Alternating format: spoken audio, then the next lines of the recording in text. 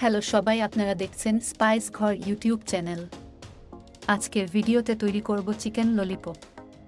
আর আমি চেষ্টা করেছি কিভাবে খুব সহজে ঘরে থাকা উপকরণ দিয়ে দারুণ স্বাদে এই চিকেন ললিপপ রেসিপিটি তৈরি করা যায়।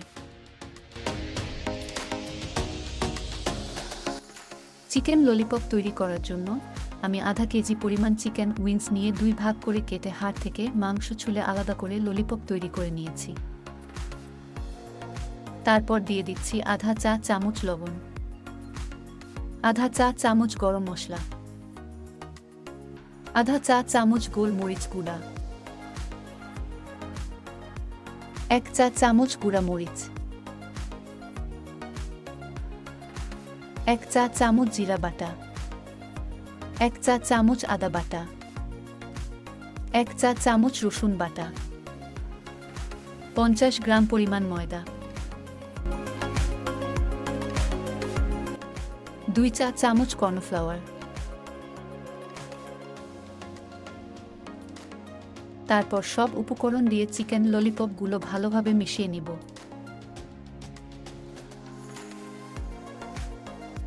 মিশানো হয়ে গেলে চিকেন ললিপপগুলো আধা ঘন্টার জন্য রেস্টে রেখে দিব।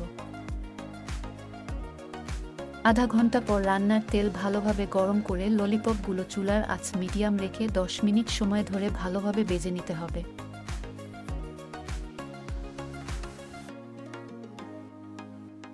চিকেন ললিপপগুলো উভয় পাশে ভালোভাবে ভাজার জন্য কিছুক্ষণ পর পর নাড়তে হবে, আর খেয়াল রাখতে হবে যেন বেশি রকম ভাজা না হয়ে যায়। বেশি ভাজা হয়ে গেলে ললিপপ এর মাংসগুলো শক্ত হয়ে যাবে এবং জুসি ভাবটা থাকবে না, আর খেতেও অনেক শক্ত লাগবে।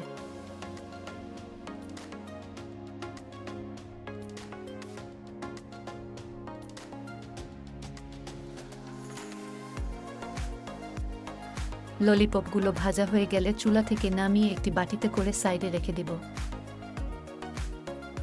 তারপর অন্য একটি কড়াইয়ে অল্প পরিমাণ রান্নার তেল দিয়ে 2 চা চামচ রসুন কুচি দিয়ে হালকা বাদামি কালার করে ভেজে নিব। তারপর দিয়ে দিব প্রায় 100 গ্রাম পরিমাণ টমেটো সস,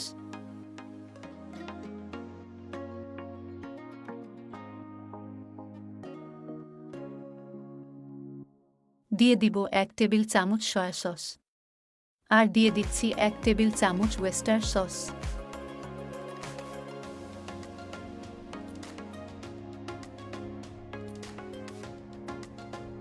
সসগুলো দেওয়া হয়ে গেলে দিয়ে দিব ভেজে রাখা চিকেন ললিপপগুলো।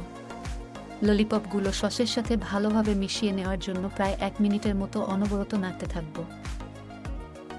তারপর যখন সসগুলো চিকেন ললিপপের সাথে ভালোভাবে মেখে যাবে, সামান্য পরিমাণ কাঁচামরিচ দিয়ে চুলা থেকে নামিয়ে নিব। ধন্যবাদ সবাইকে ভিডিওটি দেখার জন্য।